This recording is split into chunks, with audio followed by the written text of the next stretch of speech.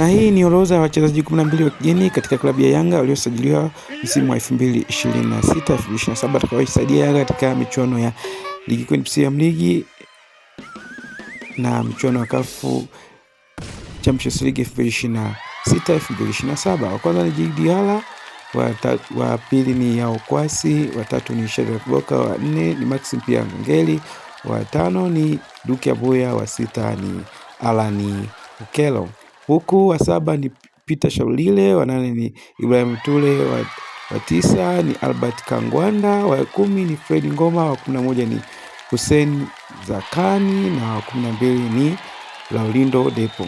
Katika orodha hii Pacome Zouzoua hajajumuishwa kwa sababu ya majeruhi, kwa hiyo hajajumuishwa katika kikosi cha wachezaji wa kigeni 12 wa msimu wa 2026-2027, wakitegemea atarejea kikosini baada ya kupona.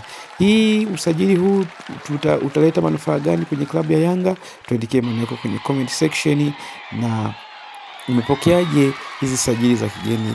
Tuandikie maoni yako kwenye comment pia.